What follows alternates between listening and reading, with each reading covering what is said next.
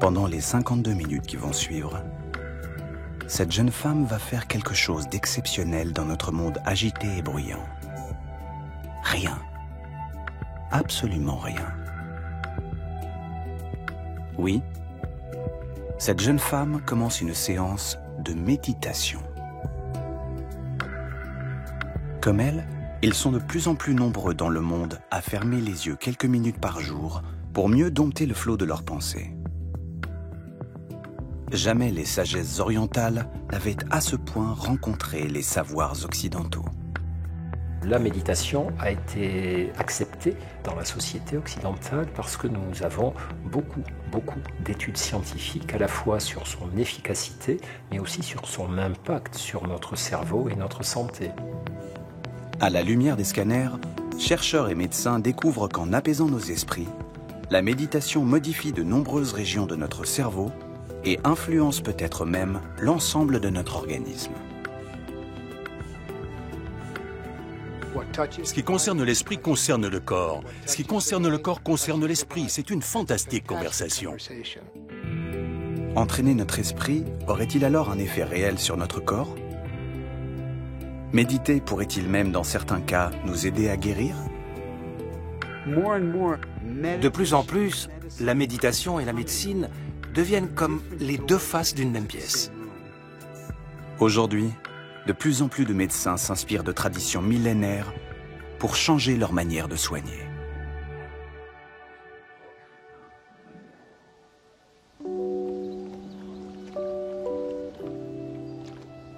En quittant les ashrams de l'Inde, la méditation s'est progressivement détachée de ses origines religieuses.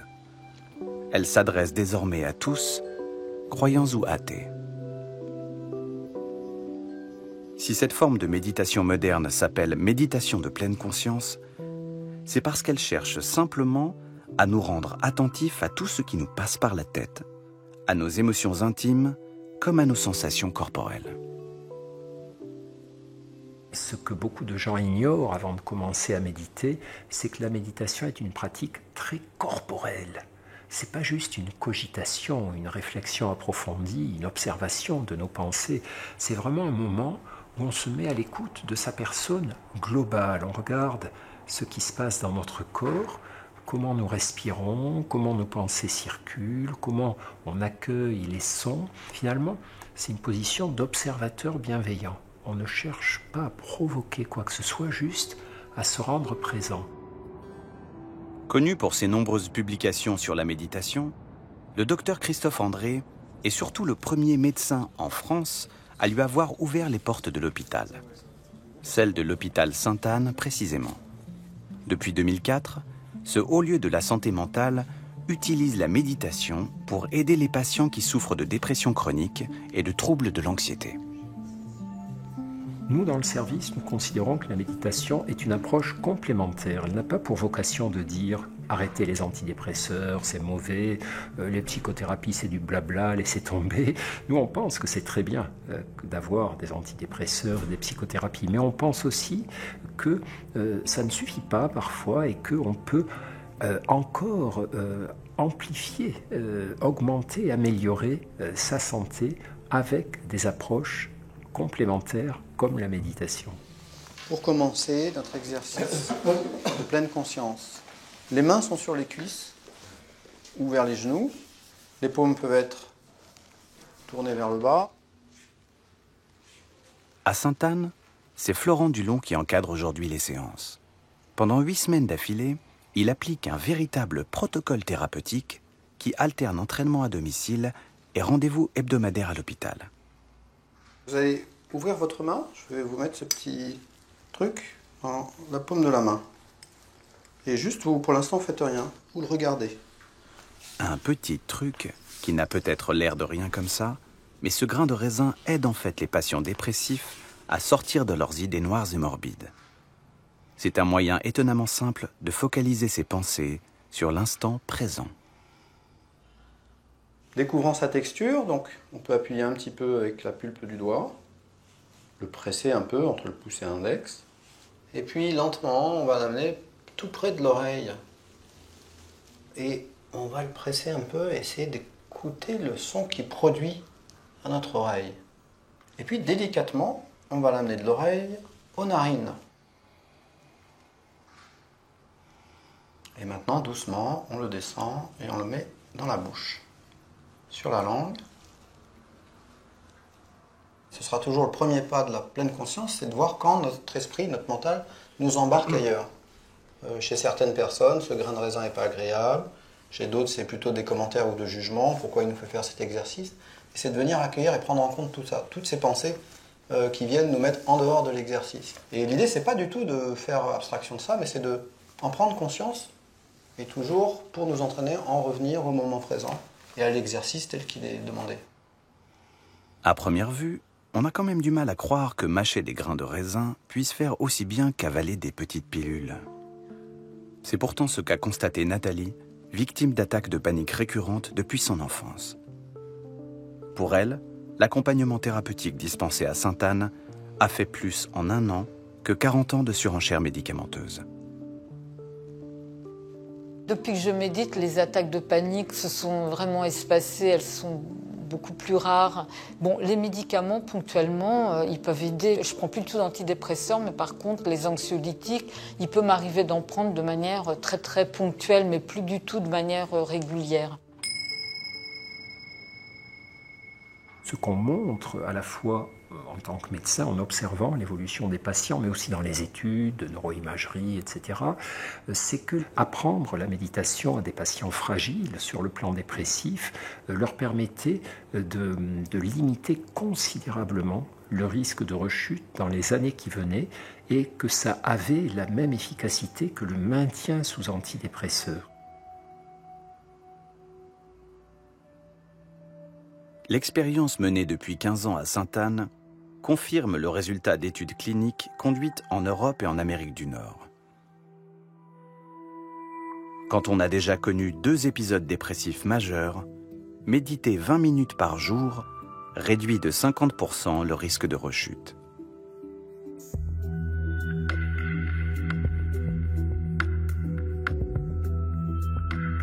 Si vous prenez la méditation pour un simple exercice de relaxation, si vous n'y voyez qu'un effet de mode, détrompez-vous. De plus en plus de médecins reconnaissent aujourd'hui ses vertus antidépressives. Et les chercheurs commencent même à pouvoir les expliquer.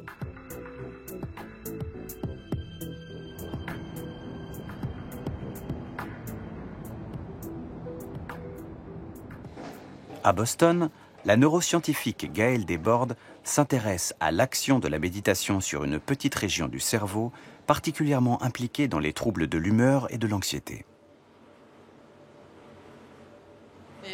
Ah là, je pense qu'on la voit bien. Cette région, constituée de 2 petits lobes symétriques, s'appelle l'amygdale.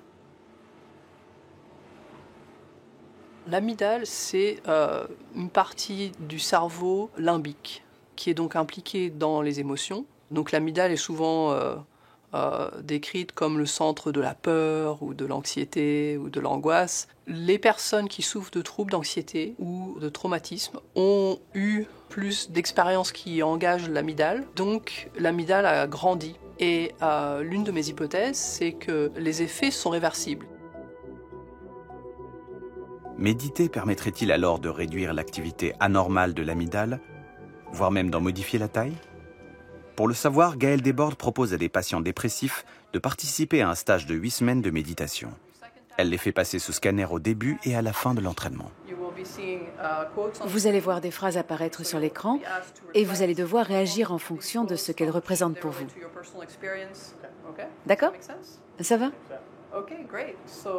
Alors vous pouvez aller vous installer dans le scanner. Sur l'écran placé devant leurs yeux, les patients voient défiler des phrases symptomatiques de leur état psychique. Le genre de phrases qu'ils ne peuvent pas s'empêcher de ruminer en permanence pendant leur crise de dépression. Si vous avez bien compris et si vous êtes prêts, appuyez sur le bouton. Super, on peut commencer.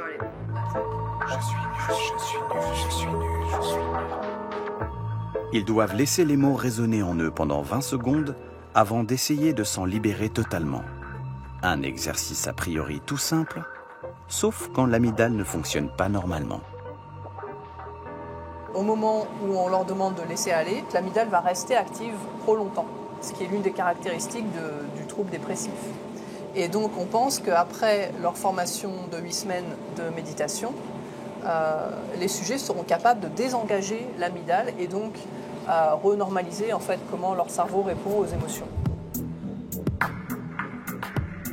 Dans son groupe de contrôle, chez des sujets en bonne santé, Gaëlle a constaté que 8 semaines de méditation réduisent effectivement l'activité de l'amygdale. Elle espère à présent mettre en évidence le même phénomène chez les personnes souffrant de dépression. On pourrait ainsi scientifiquement démontrer que la méditation modifie la structure même de notre cerveau, ou du moins de certaines aires cruciales pour notre santé. Le but de ces études neuroscientifiques, c'est d'avoir des données qui démontrent l'efficacité de ces interventions à base de méditation, mais aussi par quel mécanisme elles fonctionnent, et peut-être aussi de prescrire des interventions de méditation comme une forme de thérapie qui soit reconnue, qui soit validée scientifiquement, déterminer combien de temps les gens doivent pratiquer, est-ce qu'il est nécessaire de le faire tous les jours, est-ce qu'il est nécessaire de le faire pour une durée déterminée ou pas, c'est ce qu'on espère pouvoir démontrer dans les années à venir. Quand le programme de Gaëlle Desbordes sur l'amygdale livrera ses résultats définitifs, cela permettra d'améliorer encore la prise en charge des patients et de traiter durablement les troubles dépressifs. Gaëlle et son équipe espèrent en effet découvrir comment entraîner efficacement son cerveau pour qu'il puisse corriger par lui-même certains de ses dysfonctionnements. Depuis l'IRM, on a découvert qu'il y avait également des changements qui pouvaient exister dans le cerveau après avoir pratiqué. Donc des changements qui ne sont pas uniquement un changement d'état pendant la méditation, mais un changement anatomique ou fonctionnel dans le cerveau qui dure, voire même qui devient la nouvelle norme de fonctionnement. L'amygdale qu'étudie actuellement Gaëlle Desbordes n'est pas la seule aire cérébrale qui change quand on médite régulièrement tout au long de sa vie. Méditer modifie durablement de nombreuses régions de notre cerveau, au point qu'il est aujourd'hui difficile d'en faire un inventaire exhaustif.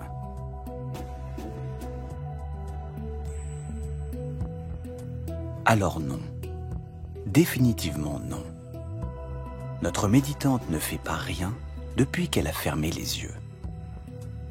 Elle stimule intensément ce que les spécialistes appellent neuroplasticité.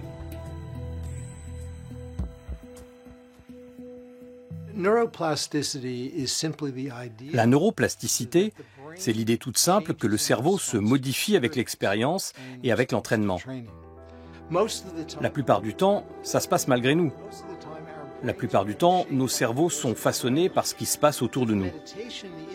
Avec la méditation, ce que l'on fait, c'est qu'on dirige enfin notre cerveau. On oriente volontairement la neuroplasticité. Pour nous, la méditation, c'est une forme d'entraînement mental.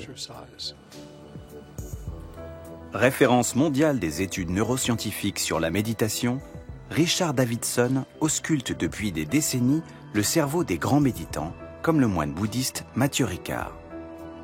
Ses études et celles de ses disciples ont peu à peu révélé que les pouvoirs de l'entraînement cérébral s'étendaient bien au-delà du seul traitement des maladies psychiques. Au début, les scientifiques qui s'intéressaient à la méditation étaient surtout des psychologues et parfois des psychiatres. Mais à mesure que la science a évolué dans ce domaine, on a vu arriver les neuroscientifiques, les immunologues, les cardiologues, les endocrinologues. Ils s'y sont tous intéressés. Depuis le début des années 2000, le nombre de publications scientifiques consacrées à la méditation augmente sans cesse.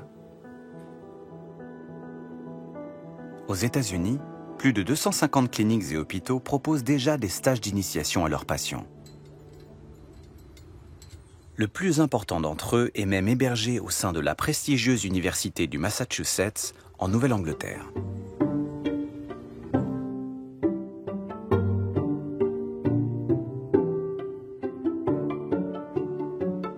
le Center for Mindfulness de Worcester, c'est un peu la Mecque de la planète méditation, le temple de la pleine conscience. Ici, on marche en pleine conscience, on sourit en pleine conscience, on s'étire en pleine conscience, et on finirait même par s'endormir sans en avoir conscience.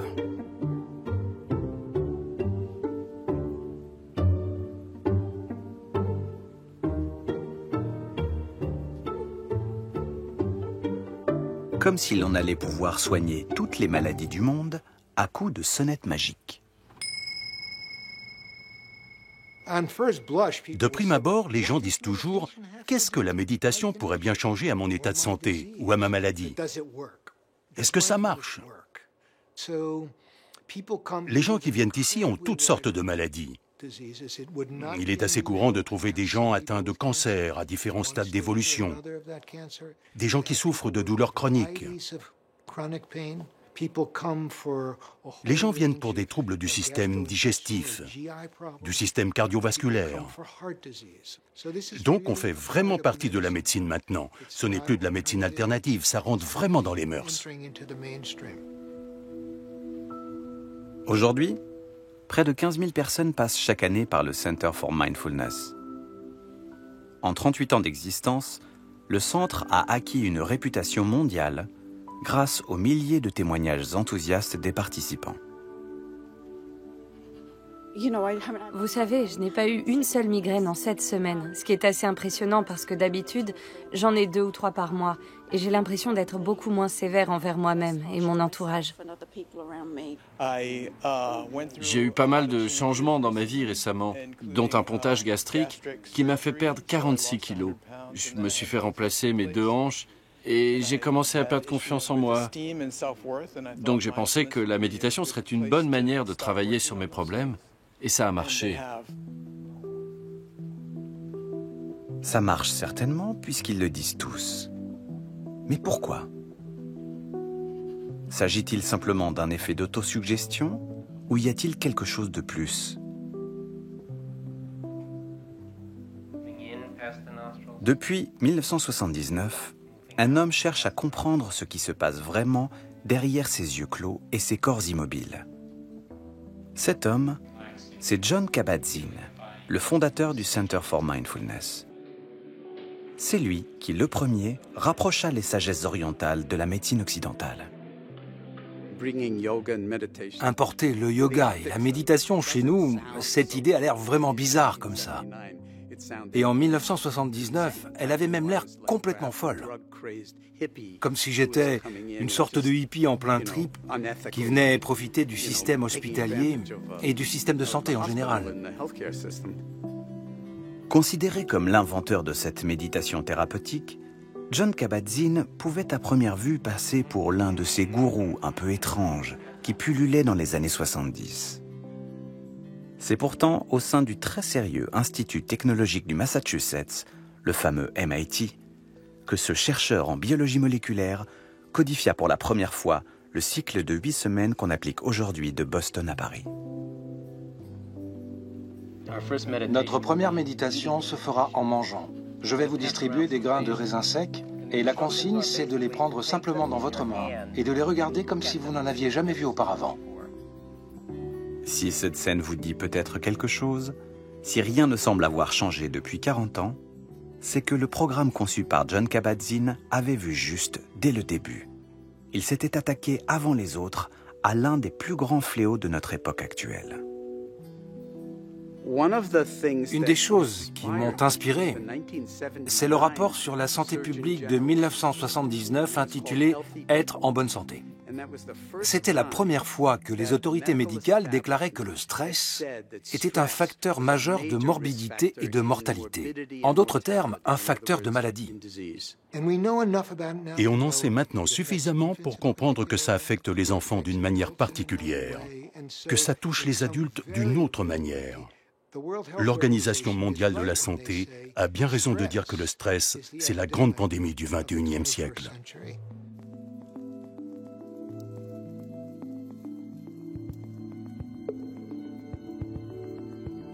Rester zen en toutes circonstances suffirait-il à nous prémunir des maladies liées au stress? Comment des gestes aussi simples peuvent-ils vraiment produire un effet sur notre corps?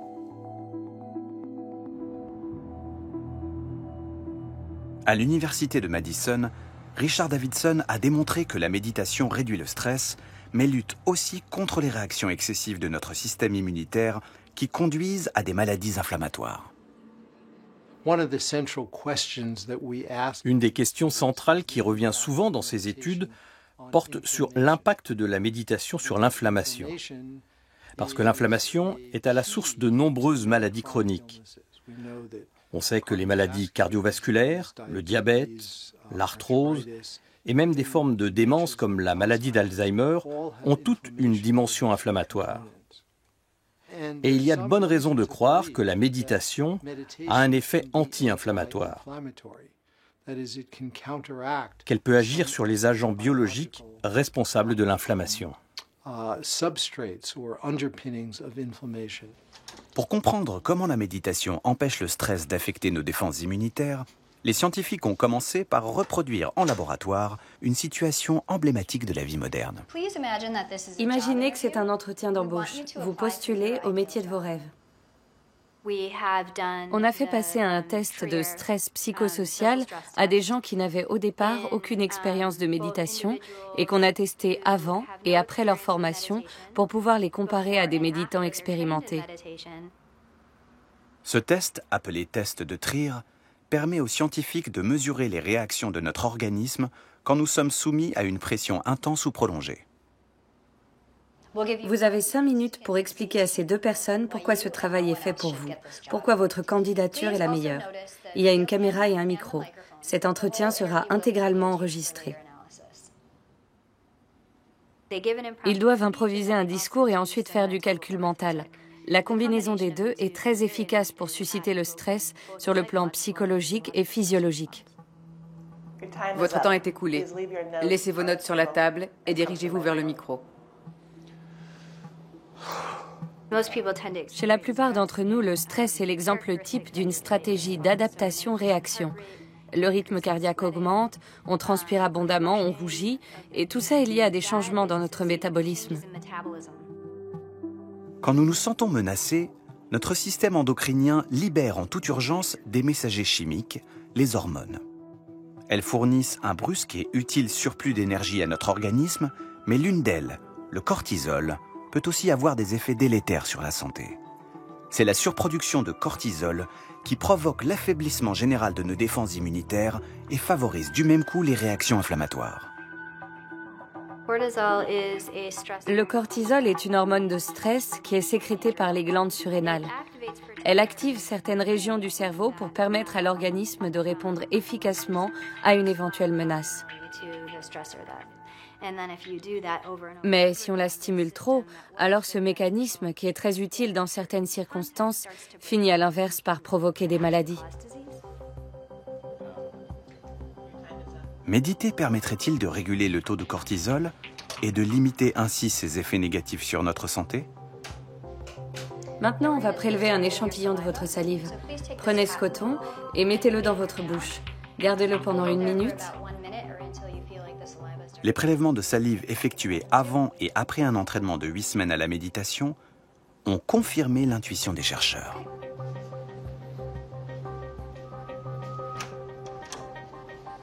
Avant d'apprendre à méditer, les sujets produisent beaucoup de cortisol quand ils font l'exercice et l'évacuent difficilement une fois le stress passé. Après 8 semaines de méditation intensive, leur taux de cortisol est moins élevé pendant le même exercice et surtout revient beaucoup plus vite à la normale. De plus, les scientifiques ont observé une diminution des réactions inflammatoires. Ce qu'on a observé, c'est que, par rapport au début de leur stage de méditation, les sujets qui avaient été entraînés à la pleine conscience avaient une réaction inflammatoire plus faible à une crème qu'on appelle capsaïcine. On l'applique sur la peau et ça provoque une petite inflammation. Cette inflammation est plus faible après l'entraînement que chez les gens qui n'ont jamais médité. Et donc, si vous pouvez contrôler votre perception du stress, vous pouvez aussi moduler votre réponse physiologique au stress. Ah, les étonnants pouvoirs de l'entraînement mental. Ainsi donc, notre méditante ne muscle pas son cerveau en vain, elle lui donne aussi les moyens d'agir sur l'ensemble de son corps, au point de modifier ses équilibres complexes que les scientifiques appellent joliment psycho-neuro-immuno-endocrinologiques, parce qu'ils unissent nos pensées, nos émotions et leurs effets sur la santé. Ce sont les interactions permanentes entre corps et esprit qu'on cherche aujourd'hui à mieux prendre en compte dans le traitement des patients.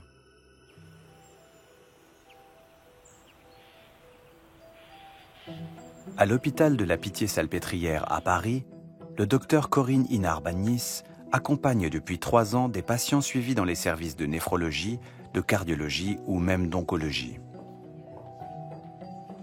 Sans leur promettre de guérison miracle par la méditation, elle les aide à mieux supporter des soins et des traitements souvent très éprouvants. Nous pouvons, à travers la respiration, nous reconnecter à nous-mêmes, à l'intérieur. Être présent aux sensations de l'air qui entre et qui sort d'instant en instant. En observant les sensations dans les épaules, dans le haut du dos.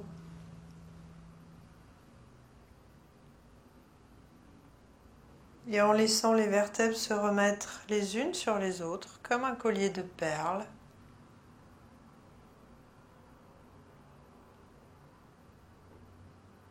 Et puis en se préparant à terminer cet exercice, quand c'est bien pour vous, à reprendre contact avec le groupe.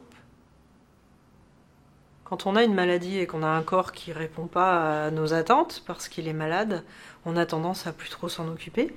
Et on a un certain nombre de témoignages de patients qui disent que leur expérience de la méditation, ça leur a permis de sentir à nouveau certaines parties de leur corps qu'ils n'écoutaient plus, et du coup d'être plus actifs quelque part dans leur traitement, puisqu'ils étaient plus en capacité de dire « tiens, c'est bizarre, j'ai telle ou telle sensation dans le corps, est-ce que c'est un effet secondaire du traitement, est-ce que c'est ma maladie qui évolue ?» et de pouvoir en parler avec l'équipe médicale. Quand on doit vivre toute sa vie sous surveillance médicale, apprendre à repérer l'évolution des symptômes, s'entraîner à contrôler les réactions de son organisme, savoir anticiper les malaises avant qu'ils ne surviennent, offre bien plus qu'un peu de douceur dans un monde de lutte. C'est même ce qui permet à Joyce de vivre aujourd'hui presque normalement, malgré son insuffisance cardiaque. J'ai un court-circuit électrique au niveau du cœur qui fait que quand mon cœur s'emballe, il ne sait plus s'arrêter. Ça me fait des problèmes circulatoires parce que le sang circule vite et après ça stagne et ça forme des caillots de sang. Et du coup, je peux avoir des phlébites, donc phlébites, suspicion d'embolie pulmonaire et si ce n'est pas traité, un AVC. Moi, au début, je l'ai très mal vécu d'apprendre que j'avais un problème cardiovasculaire à 39 ans. Le choc, c'est dire, voilà, ça freine un peu sa façon de vivre. On voit les choses différemment. Là, depuis la pratique de la méditation, j'ai diminué le nombre de médicaments que je prends. Mais j'arrive à mieux gérer, en fait, quand j'ai les phases de tachycardie. Parce que ça peut arriver à n'importe quel moment. Je veux que mon esprit soit plus fort pour m'aider à guérir, je pratique au quotidien. Et j'ai poussé le vice un peu à ne pas faire de méditation de façon volontaire pendant 1 mois, pendant plusieurs mois. Et c'est un peu maso, mais en fait, je me rends compte qu'il y a des incidences au niveau de ma santé. Et du coup, je me dis, ça sert à quoi de s'amuser à ça? Donc du coup, je suis revenue vite fait, bien fait, à refaire ma méditation au quotidien. Hier, les patients se contentaient de suivre passivement leur traitement. Aujourd'hui, ils sont de plus en plus nombreux à souhaiter que quelque chose change au royaume d'Hippocrate. Mais que peut-on vraiment attendre de la méditation quand on a mal dans son corps et pas seulement dans sa tête? Méditer peut-il soulager efficacement la douleur dont se plaignent les malades à l'hôpital? En Occident, dans la médecine contemporaine, on utilise une énorme quantité de médicaments pour traiter les problèmes de douleur, ce qui augmente la dépendance à ces médicaments partout dans le monde. Et c'est un sérieux problème. Or, il se trouve qu'on comprend aujourd'hui beaucoup mieux les circuits neuronaux qui interviennent dans les phénomènes de douleur. Et ça nous donne une très bonne base pour savoir où et comment la méditation peut agir. La douleur est en elle-même un mécanisme d'adaptation vital à notre survie. En l'étudiant de plus près, les scientifiques ont découvert qu'elle associait nos sens et notre cerveau d'une manière particulièrement subtile et complexe. Pendant longtemps, on a cherché un centre de la douleur, comme on a un centre du langage, un centre de la vision. Et en fait, on s'est rendu compte qu'il n'y a pas du tout un centre à un endroit donné du cerveau, mais un maillage, ce qu'on appelle maintenant la matrice de la douleur. Et ce qui veut dire qu'effectivement, on a un circuit qui part en général de la périphérie, des organes, et qui monte par la moelle épinière jusque dans le cerveau. Et dans le cerveau, on a une espèce de feu d'artifice, c'est-à-dire qu'on a un certain nombre de zones qui interfèrent toutes les unes avec les autres pour qu'on ressente cette douleur. Et en fait, ce message de douleur qui arrive au niveau du cerveau, il est traité par un gros ordinateur qui est notre cerveau, mais de différentes manières, avec différents filtres. Et selon ce qu'on a déjà vécu, selon ce qu'on craint, selon ce qu'on est à ce moment-là, et selon notre humeur, on sait que ça va déteindre, ça va amplifier ou minimiser notre ressenti de la douleur. Jusqu'ici, la douleur était considérée comme une réaction incontrôlable, une sorte de réflexe de l'organisme soumis à une agression extérieure. En fait, on sait aujourd'hui que nous augmentons inconsciemment ces effets par des projections mentales disproportionnées. En clair, nous nous faisons d'autant plus mal que nous avons peur d'avoir mal. Une grande partie de la souffrance que nous ressentons quand nous avons mal ne vient pas de la douleur elle-même, mais de l'anticipation de la douleur. Par exemple, si quelqu'un sait qu'il va subir un certain type de traitement qui fait mal, la peur, l'anxiété et la souffrance au sens littéral du terme liée à l'anticipation du traitement va être aussi toxique, voire plus toxique que la douleur elle-même. Pour comprendre comment la méditation agit sur les phénomènes d'anticipation anxieuse de la douleur, les scientifiques ont fait défiler sous scanner des novices et des méditants expérimentés. Ils leur ont infligé une légère brûlure au poignet et ont observé les réactions de leur cerveau.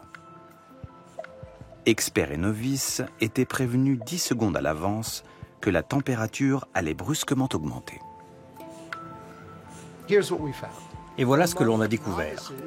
Chez les novices, qui venaient tout juste d'apprendre à méditer, quand on les prévenait qu'ils allaient ressentir une douleur, leur cerveau réagissait comme si la douleur était déjà là. Il y avait une activité intense dans les différentes régions qui forment ce que l'on appelle la matrice de la douleur.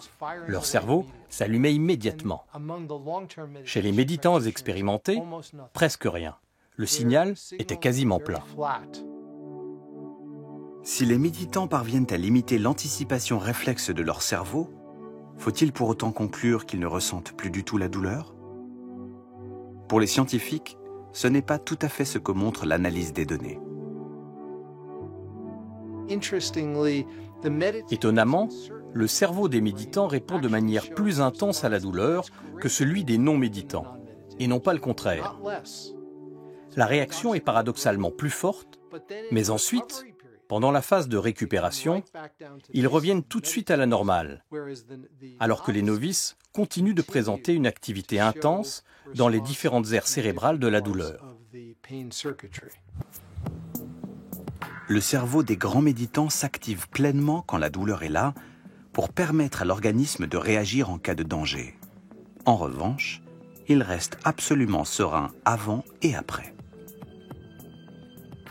Collaborateur de longue date de Richard Davidson, c'est le neuroscientifique Antoine Lutz qui poursuit aujourd'hui à Lyon cette étude majeure sur la douleur.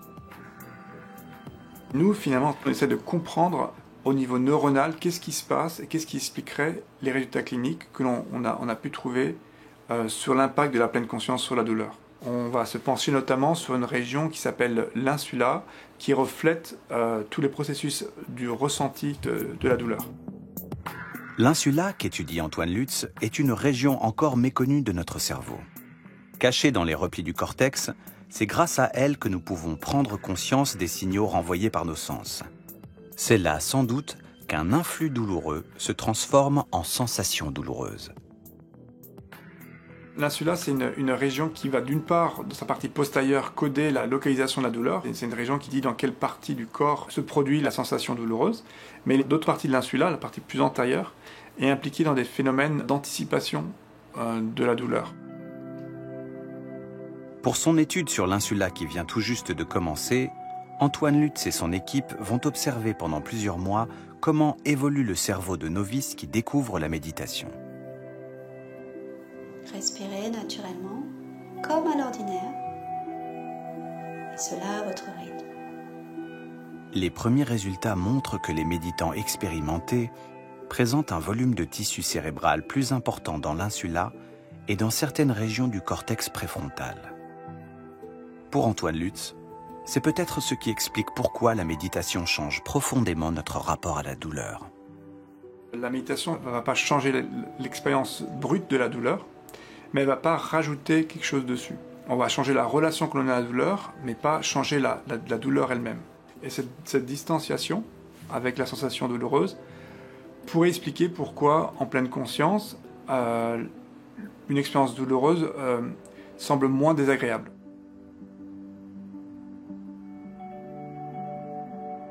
Méditer ne fera jamais de nous des fakirs insensibles à la douleur, mais on peut apprendre à contrôler certaines réactions automatiques de notre corps, même les plus pénibles et les moins agréables. Comme si nous disposions en nous-mêmes de ressources insoupçonnées, précieusement conservées dans les régions calmes et sereines de notre psyché. Comme si la méditation nous ouvrait en fait les portes d'une véritable pharmacie intérieure.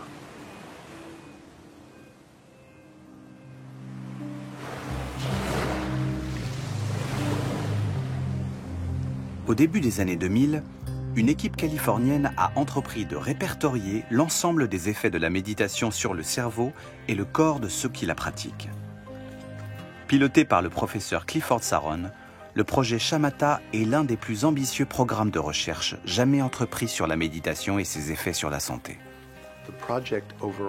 Le projet consistait à étudier 2 groupes de 30 personnes qui avaient été tirées au sort pour participer à une retraite de 3 mois au cœur des montagnes rocheuses. On avait élaboré une quinzaine de tâches assistées par ordinateur pour étudier différents aspects de la régulation des émotions, de l'attention, sélective ou soutenue. Le travail est toujours en cours pour analyser les données. Et on est encore loin d'avoir terminé.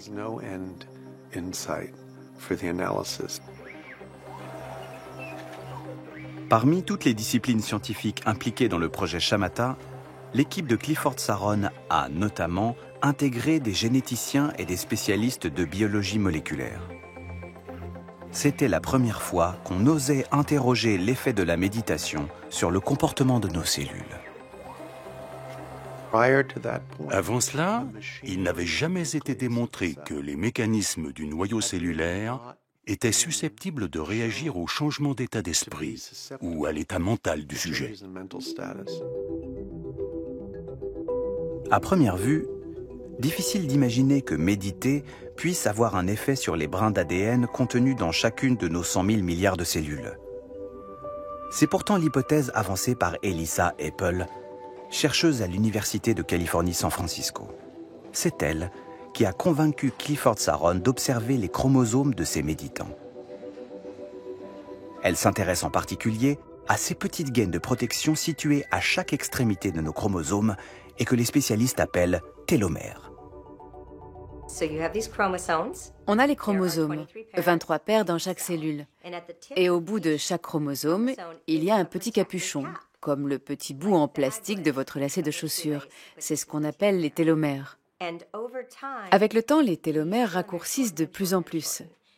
Et quand ils sont trop petits, la cellule ne peut plus se diviser et donc ne peut plus continuer à vivre ni renouveler les tissus. C'est exactement ce qui fait qu'on tombe malade et qu'on finit par mourir.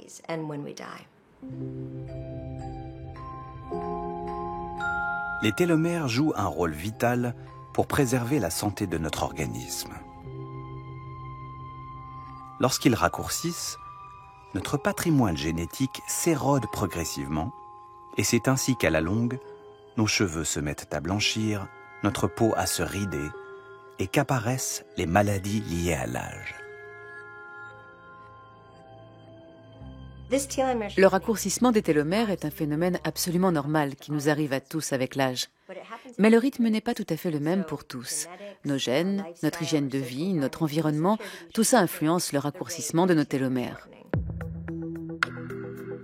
En réduisant le stress et ses effets toxiques sur l'organisme, la méditation pourrait-elle aussi protéger efficacement nos télomères, voire même les renforcer? C'est exactement ce qu'a cherché à savoir l'équipe du projet Shamatha. Elle a mesuré l'évolution du taux de télomérase, l'enzyme chargée de freiner le raccourcissement des télomères, au début et à la fin des 3 mois de retraite. Ce qu'on a découvert, c'est qu'à la fin des 3 mois, on avait 30% de télomérase en plus. Un tiers de télomérase en plus chez les méditants par rapport au groupe de contrôle. «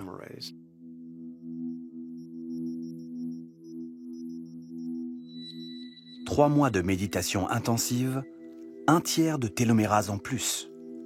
Avec cette expérience, on venait de mettre en évidence que la méditation pouvait influencer l'un des mécanismes les plus fondamentaux de notre biologie, le vieillissement cellulaire. Pour toute l'équipe du projet Shamatha, on ne pouvait pas en rester là. Il fallait désormais mesurer les conséquences de ces premières observations sur la longueur des télomères eux-mêmes. Cliff a été le premier à dire « Étudions ça dans le cadre d'une retraite de méditation intensive ». Nous avions fait l'étude Shamatha qui avait donné des résultats très prometteurs. Mais à ce moment-là, on n'avait étudié que l'enzyme, que la télomérase, parce qu'on ne pensait pas vraiment que les télomères pouvaient changer aussi rapidement. Donc Cliff Saron a suivi une retraite de 3 semaines et on a étudié les télomères avant et après la retraite. Cette étude a donné des résultats impressionnants.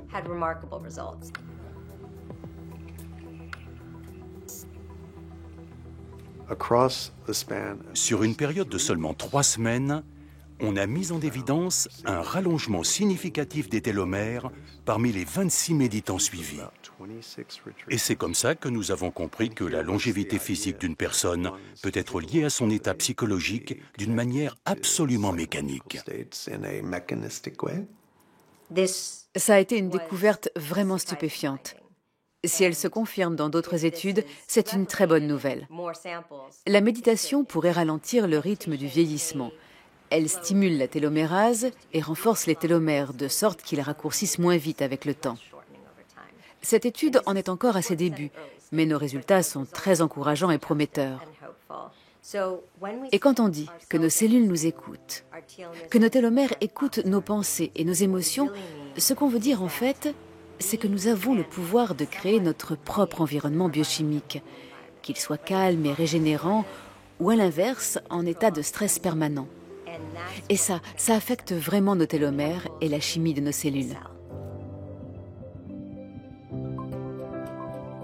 Rester jeune aussi longtemps qu'on cultive les charmes de l'instant présent. Prolonger sa vie en entretenant son cerveau comme on entretient son corps, la promesse est bien séduisante.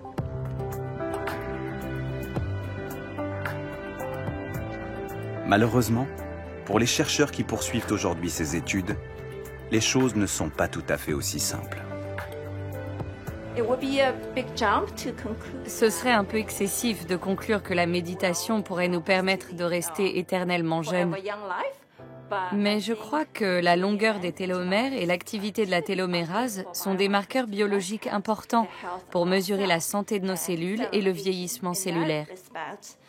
Dans cette perspective, nos résultats, même s'ils n'en sont qu'au stade préliminaire, suggèrent que la méditation a bien un impact positif sur la biologie des télomères. Le vieillissement cellulaire est hélas un phénomène irréversible, mais il semble bel et bien possible de le ralentir, ou du moins d'éviter de l'accélérer. Il y a beaucoup de recherches dans l'industrie pharmaceutique pour arrêter le vieillissement et prolonger la jeunesse.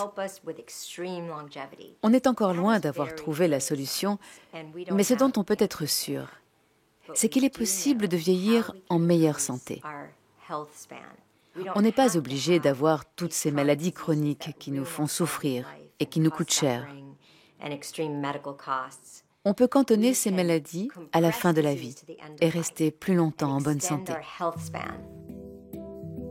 La découverte des effets de la méditation sur notre patrimoine génétique et la santé de nos cellules est sans doute à ce jour l'une des plus surprenantes et des plus prometteuses. Elle pourrait bien à terme renforcer encore l'intérêt des scientifiques pour ces pratiques issues du fond des âges. Ils sont de plus en plus nombreux désormais à constater leurs bienfaits.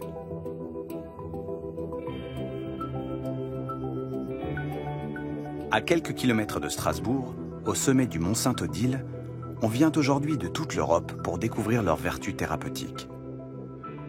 Ici, sous la direction du rhumatologue Jean-Gérard Bloch, médecins et professionnels de santé viennent préparer le premier diplôme de méditation délivré par l'université française.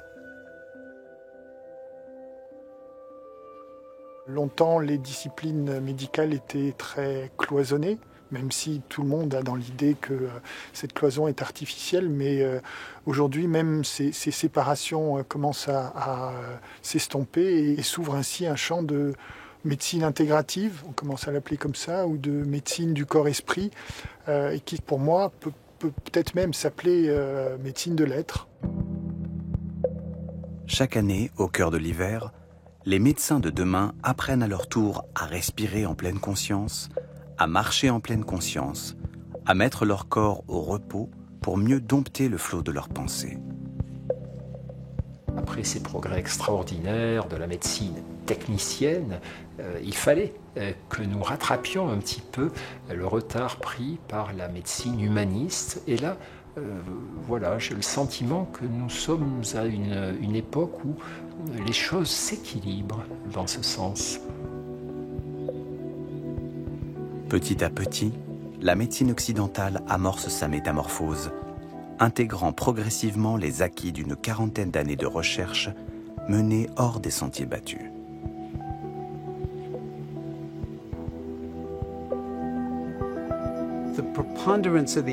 Il y a de plus en plus de preuves qui montrent clairement ce qui se passe quand on arrête un peu de faire quelque chose et qu'on se contente d'être soi-même. Ce qui se passe au niveau de la biologie, au niveau de la respiration, au niveau du cerveau, au niveau du génome ou au niveau des télomères, le bout de nos chromosomes. Les gens pensent que la méditation, c'est un truc bizarre, comme un rituel de magie, de conscience cosmique, ou quelque chose du genre. Mais ça n'a rien à voir. Il ne s'agit pas de partir dans le cosmos, mais d'être pleinement là où vous êtes. Et s'il y a de la magie, elle est à l'intérieur de vous-même. Alors oui, définitivement oui. Il y a maintenant une science de la pleine conscience. Corps et esprit forment un tout, et c'est l'ensemble des composantes psychologiques, neurologiques et physiologiques que les chercheurs et les médecins veulent désormais prendre en compte pour améliorer notre santé. Notre vision, c'est que méditer sera bientôt aussi banal que de se brosser les dents. Cela fera partie de notre routine quotidienne. On traite nos dents avec respect en les brossant et en les soignant. On devrait vraiment prendre soin de notre esprit et de notre cerveau avec autant de respect.